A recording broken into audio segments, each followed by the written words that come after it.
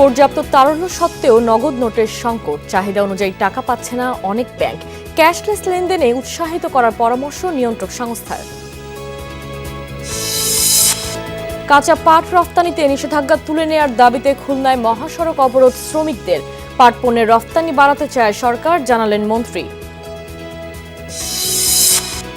ঢাকা লন্ডনের রুটে বিমানের কার্গো ব্যবসা যাচ্ছে বিদেশি এয়ারলাইন্সের দখলে। অদৃশ্য চক্রকে দুষছেন ব্যবসায়ীরা।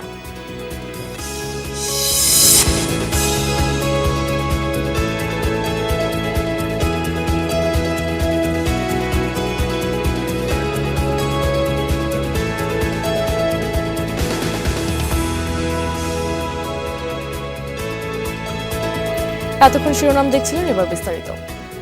পর্যাপ্ত তারল্য সত্ত্বেও নগদ নোটের সংকট দেখা দিয়েছে।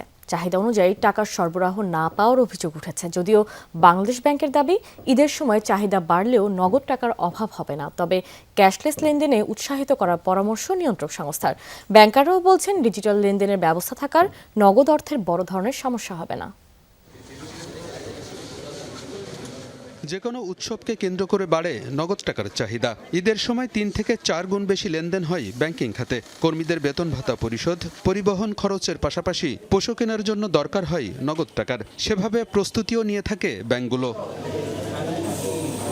ঈদের সময় বাংলাদেশ ব্যাংক গ্রাহকের চাহিদা পূরণে পর্যাপ্ত টাকার যোগান দিয়ে থাকে। তবে এবার প্রয়োজন অনুযায়ী টাকা না পাওয়ার কথা জানিয়েছে অনেক ব্যাংক। উপকরণ সংকটে চাহিদা মতো টাকার যোগান দিতে পারছে না টাকশালও। যদিও ব্যাংকাররা বলছেন, বিকল্প থাকাই বড় ধরনের সংকট হবে না। যে কোনো ফেস্টিভ্যালের ক্ষেত্রে মানুষের এক্সপেন্ডিচারটা বেড়ে যায়। 40 লক্ষ 50 লক্ষ গার্মেন্টস ওয়ার্কার আছে, তারা যখন বাড়ি যায় তখন আপনি জানেন যে কারেন্ট পাঞ্চ সহ বোনাস সহ 2.5 মাসের স্যালারি বোনাস তারা নিয়ে যেতে চায়।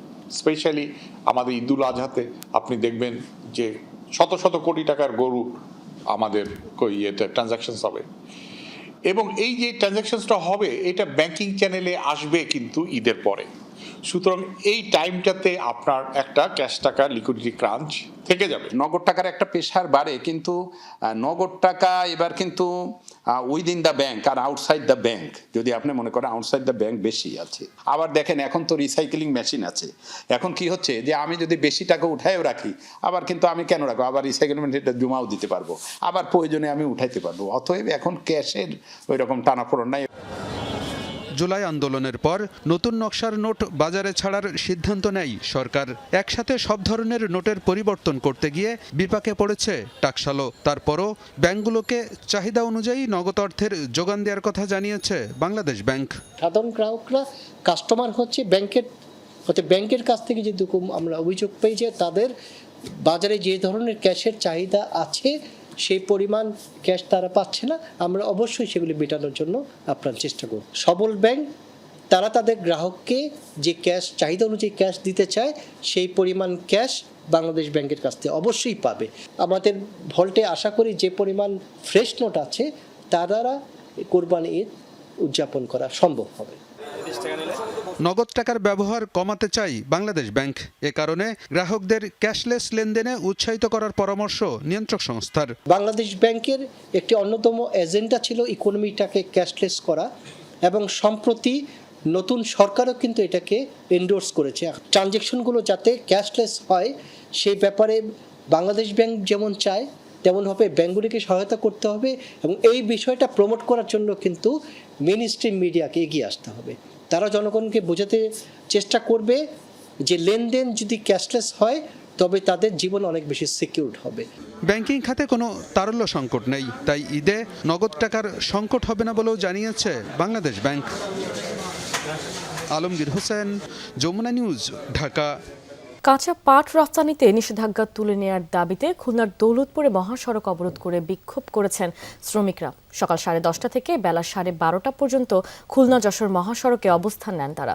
Daulatpur jute press and baling workers ইউনিয়নের ব্যানারে এই কর্মসূচি পালিত হয়। শ্রমিকরা বলেন, 2025 সালের 8 সেপ্টেম্বর কাঁচা পাট রফতানির উপর ষড়যন্ত্রমূলকভাবে নিষেধাজ্ঞা আরোপ করা হয়। এতে খুলনার 25টি সহ সারা দেশের 40টি জুট প্রেস বন্ধ হয়ে যায়। 9 মাস ধরে শ্রমিকরা কর্মহীন অবস্থায় পরিবার নিয়ে মানবেতর জীবনযাপন করছেন। কাঁচা পাট রফতানিতে নিষেধাজ্ঞা তুলে নেওয়া ও বকেয়া বেতন পরিশোধ না করলে কঠোর আন্দোলনের হুঁশিয়ারি দেন শ্রমিকরা। এদিকে বিক্ষোভ কর্মসূচি চলার সময় বাংলাদেশ জুট অ্যাসোসিয়েশন বিজেএ ভবন ভাঙচুর করা হয়। পরে বিজেএ নেতারা সংবাদ সম্মেলনে বলেন, নিষেধাজ্ঞা তুলে নেওয়া না হলে পাট শিল্প ধ্বংসের মুখে পড়বে। যেই কর্মে দ্বারা আজকে আপনার বাংলাদেশের শিল্পপতি, আপনি সেই কাঁচা পাট রপ্তানির উপরে নিষেধাজ্ঞা দিচ্ছেন, এর কারণটা আমি আপনাকে বলে দিব বশিরউদ্দিন আহমেদ। 40,000 শ্রমিক এবং 40,000 শ্রমিকের সাথে আরো ফ্যামিলি মেম্বার আছে। এদের করুণ অবস্থা খারাপ, আমাদের পেট দেয়ালের সাথে ঠেকে গেছে। গত 8 মাস একটি পাটের উপরে নিষেধাজ্ঞা দিয়েছে সরকার, সত্তর করেছে, যে সত্যের কারণে পাট রপ্তানি করা আমাদের পক্ষে একেবারে অসম্ভব হয়ে পড়েছে। শ্রমিকদের 9 মাস কাজ দিতে পাট পণ্যের রফতানি বাড়াতে চায় সরকার। এ বিষয়ে প্রধানমন্ত্রীর যথেষ্ট আগ্রহ রয়েছে। পাট পণ্য মেলার উদ্বোধনী অনুষ্ঠানে এই তথ্য জানান পাট ও বস্ত্রমন্ত্রী খন্দকার আব্দুল মুকতাদির। বলেন, পাট খাত থেকে $5 থেকে $7 বিলিয়ন রপ্তানি আয় দেশে আনা সম্ভব। জানান, পাট বীজের যোগান নিশ্চিত করবে সরকার। পাটের ন্যায্য মূল্য দিতে চাইলে পণ্যের বহুমুখীকরণ প্রয়োজন, এই জন্য বিনিয়োগ বাড়াতে হবে। পাট প্রতিমন্ত্রী শরীফুল আলম বলেন, দেশের স্বার্থ বিবেচনা নিয়ে পাট বিষয়ে আলাদা নীতি তৈরি করছে সরকার। জিআই পণ্য দেশ ও বিদেশে তুলে ধরাই হবে এর মূল উদ্দেশ্য। প্রতিমন্ত্রী জানান, স্কুল ও কওমি মাদ্রাসার শিক্ষার্থীদের প্রায় 2 কোটি পাটের ব্যাগ প্রদান করবে সরকার।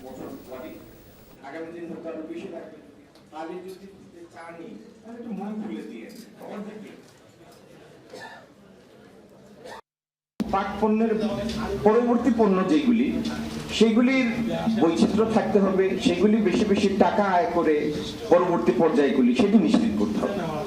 এই জন্য আমাদের পাট পণ্যের বহুমুখীকরণ দরকার এবং নতুন নতুন ডিজাইন উদ্ভাবনের জন্য সেটার পিছনে ইনভেস্টমেন্ট দরকার। ঢাকা লন্ডন রুটে শত শত কোটি টাকার কার্গো ব্যবসা হারাচ্ছে রাষ্ট্রীয় উড়োজাহাজ সংস্থা বিমান। ব্যবসায়ীদের অভিযোগ, টিকিট কালোবাজারের মতো কার্গো সেক্টরেও গড়ে উঠছে অদৃশ্য চক্র। সাথে আছেন বিমানের অসাধু কিছু কর্মকর্তা। তাদের কারণে লাভজনক এই বাজারটি দিন দিন চলে যাচ্ছে বিদেশি এয়ারলাইন্সের দখলে। 5 বছর আগে যেখান থেকে সরকারের আয় হতো শত শত কোটি টাকা, তা এখন নামতে নামতে কয়েক কোটিতে এসে ঠেকেছে। বিষয়টি তদন্ত করছে বিমান। আরও জানাচ্ছেন আব্দুল্লাহ তুহিন। প্রবাসী বাংলাদেশিদের বিরাট একটা অংশের ঠিকানা যুক্তরাজ্য। লক্ষ লক্ষ প্রবাসীকে কেন্দ্র করে প্রতি বছর বিপুল পরিমাণ কার্গো পরিবহন হয় ঢাকা লন্ডন রুটে। বিশেষ করে গার্মেন্টস, ঔষধ, রাসায়নিক, জরুরি কুরিয়ার ছাড়াও বিভিন্ন মালামাল পরিবহনে রুটটি একসময় অত্যন্ত লাভজনক ছিল। ব্যবসায়ীদের অভিযোগ, ব্যাপক চাহিদা থাকা সত্ত্বেও ইদানিং বিমানের বেশিরভাগ ফ্লাইটে কার্গো স্পেস ফাঁকা যাচ্ছে। কিছু অসাধু কর্মকর্তা যোগ সাজসে কলকাঠি নাড়ছে একটি অদৃশ্য সিন্ডিকেট। আর এই সুযোগে বাজার চলে যাচ্ছে বিদেশি এয়ারলাইন্সের দখলে। বিমান এয়ারলাইন্স একটা ন্যাশনাল এয়ারলাইন্স, বাংলাদেশে যে মালগুলো অন্যান্য এয়ারলাইন্স গিয়ে প্রফিটে আসতেছে এবং ওদের প্রফিট বাড়তেছে, কিন্তু আমাদের কেন লস হবে? বহু মালামাল যেত বাংলাদেশে। আমরা মনে করি যে এমজির মাধ্যমে বা মনে করো অন্যান্য প্রতিষ্ঠান যারা কারো যদি বিমানের প্রুফ এজেন্সি থাকে তাহলে এটা ভালো হয়। ঘটনার তদন্ত করে গত 5 বছরে 600 কোটি টাকারও বেশি রাজস্ব হাতছাড়া হওয়ার তথ্য পেয়েছে বেসামরিক বিমান পরিবহন ও পর্যটন মন্ত্রণালয়। অন্যান্য এয়ারলাইন্সের সাথে কম্পেয়ার করি, বাংলাদেশ বিমানের চেয়ে প্রাইস অ্যান্ড সার্ভিসে অন্যান্য এয়ারলাইন্স আমাদেরকে সুবিধা বেশি দিচ্ছে। বাংলাদেশ বিমানের কার্গো সাইডটা খালি যাচ্ছে, বাট তারা কিন্তু আমাদেরকে ওই সুযোগ সুবিধাটা দিচ্ছে না যেগুলো অন্যান্য এয়ারলাইন্স দিচ্ছে। 2018-19 অর্থ বছরে লন্ডন ঢাকা রুটে কার্গো থেকে বিমানের সর্বোচ্চ আয় ছিল প্রায় 47 কোটি 44 লক্ষ টাকা। পরের বছর তা প্রায় 41% কমে দাঁড়ায় 28 কোটি 19 লাখে। এভাবে কমতে কমতে 2024-25 অর্থ বছরে এসে দাঁড়ায় মাত্র 2 কোটি 83 লাখে। 2009 থেকে বিমানের কোনো ফ্লাইট, কার্গোর কোনো ফ্লাইট খালি যায়নি। কোভিডের পরে হঠাৎ করে যে জায়গায় আমি 80 থেকে 80% মালামাল প্রেরণ করতাম, আমাকে বিমান কোনো কারণ ছাড়াই সাসপেন্ড করাতে আমি বিপদের সম্মুখীন হই। আমার বিশাল একটি কাস্টমার হাব রয়েছে, তাদেরকে নিয়ে আমি অন্যান্য এয়ারলাইন্সের দ্বারস্থ হই। বিষয়টি আমলে নিয়ে তদন্ত করছে বিমান কর্তৃপক্ষ। অনিয়ম ও দুর্নীতির বিরুদ্ধে সর্বোচ্চ সতর্ক থেকে ব্যবস্থা নেওয়ার কথা জানান দায়িত্বশীল ব্যক্তিরা। সরিষায় ভূত থাকলে তো আপনার কোন সরিষা দিয়ে ভূত সরাবেন, সেই জন্য এই ব্যাপারেও আমরা একটা অনুসন্ধান চালাবো। যদি এর মধ্যে কোনো অনিয়ম হয়ে থাকে তাহলে কার জন্য হলো সেটাও আমরা দেখব এবং দেখে এর পদক্ষেপগুলি গ্রহণ করব। We tackle corruption and we bring and develop মানে efficiency and expertise within those institutions বিমানকে রিফর্ম করে এবং নতুন একটা বোর্ড করছি we will place more private sector emphasis. ব্যবসায়ীরা বলছেন 2020 সালের আগস্টে দীর্ঘদিনের পুরনো সেলস এজেন্ট জেএমজির চুক্তি বাতিল করার পর থেকেই অস্বাভাবিক কমতে থাকে রাজস্ব আয়। আব্দুল্লাহ তুহিন, যমুনা নিউজ, ঢাকা। কোরবানি ঈদ সামনে রেখে দেশের দ্বিতীয় বৃহত্তম নাটোরের চক বৈদ্যনাথ আড়তে চলছে প্রস্তুতি। এবার উত্তর দক্ষিণাঞ্চলের 40 জেলার চামড়া আসবে এই আড়তে। তবে সরকার নির্ধারিত মূল্যে চামড়া বেচাকেনা নিয়ে মিশ্র প্রতিক্রিয়া রয়েছে ব্যবসায়ীদের। কোরবানির ঈদ সামনে রেখে ব্যস্ততা বেড়েছে দেশের দ্বিতীয় বৃহত্তম চামড়ার আড়ত নাটোরের চক বৈদ্যনাথে। ছোট বড় মিলিয়ে 2 শতাধিক আড়তে চলছে শেষ মুহূর্তের প্রস্তুতি। প্রতি বছরের মতো এবারও উত্তর ও দক্ষিণাঞ্চলের প্রায় 35 থেকে 40 জেলা থেকে এ আড়তে বিপুল পরিমাণ চামড়া আমদানি হবে বলে আশা করা হচ্ছে। চামড়া সংরক্ষণে লবণের ঘাটতি মেটাতে সরকার এবার সারা দেশে 17 কোটি 60 লাখ টাকার লবণ বিনামূল্যে দেওয়ার ঘোষণা দিয়েছে, যা দিয়ে মাদ্রাসা ও এতিমখানায় চামড়া সংরক্ষণ করা হবে। দক্ষিণবঙ্গের থেকে উত্তরবঙ্গের চামড়াটা গুণগত মান ভালো, এই জন্য এই হাটটা তুলনামূলক অন্য হাটের চাইতে অনেক ভালো এবং বেশি দামে চাল। অন্য এলাকার থেকে এখানে 100 টাকা দাম বেশি বিক্রি হয়। গতবারের ন্যায় এবারও আমাদের এখানে প্রচুর মালের আমদানি হবে এবং এই মালগুলা সুন্দরভাবে বিক্রি করব, ব্যাপারীপত্র যাতে সুন্দরভাবে টাকা পয়সা নিয়ে যেতে পারে। এবার ঢাকার বাইরে প্রতি বর্গফুট গরুর চামড়া 57 থেকে 62 টাকা, খাসির 22 থেকে 27 টাকা। তবে সরকারের বেঁধে দেওয়া দামে চামড়া বেচাকেনা নিয়ে দ্বিমত রয়েছে ব্যবসায়ীদের মাঝে। 50 থেকে 55 টাকা ফুট যদি কিনতে হয় তো একটা ফুটে 50 টাকা ফুট, 50 টাকা 55 টাকা কেমিক্যাল লাগে। হাইস্ট 50 থেকে 55 টাকা লবণ দেওয়ার পরে এই মাল বিক্রি করতে পারবে, এর বেশি কোনো অবগত নাই। আমরা লবণটা যেন সঠিকভাবে যদি এটা চামড়া দেওয়া হয় তাহলে চামড়াটা ভালোভাবে প্রসেস হবে। বিনামূল্যে সরকারের বরাদ্দ দেওয়া লবণের সুষ্ঠু ব্যবহার নিশ্চিতের দাবি ব্যবসায়ীদের। গত বছর কিছু মাদ্রাসা কর্তৃপক্ষ তাদের চামড়া সংরক্ষণ না করে লবণটাকে অন্যত্র বিক্রি করে দিয়েছেন। এই ধরনের ঘটনা যেন পুনরাবৃত্তি না ঘটে সেদিকে সরকারের প্রতি আমি অনুরোধ জানাবো এবং আইন শৃঙ্খলা প্রতি আমি এটাকে অনুরোধ জানাবো যেন তারা খেয়াল রাখেন। গুরুত্বপূর্ণ এই আড়তে চামড়া সংগ্রহ, পরিবহন ও ব্যবস্থাপনা বিষয়ে ব্যবসায়ীদের সাথে প্রস্তুতিমূলক সভা করেছে স্থানীয় প্রশাসন। চামড়া বাজার নজরদারিতে প্রশাসন মাঠে থাকবে বলেও জানান জেলা প্রশাসক।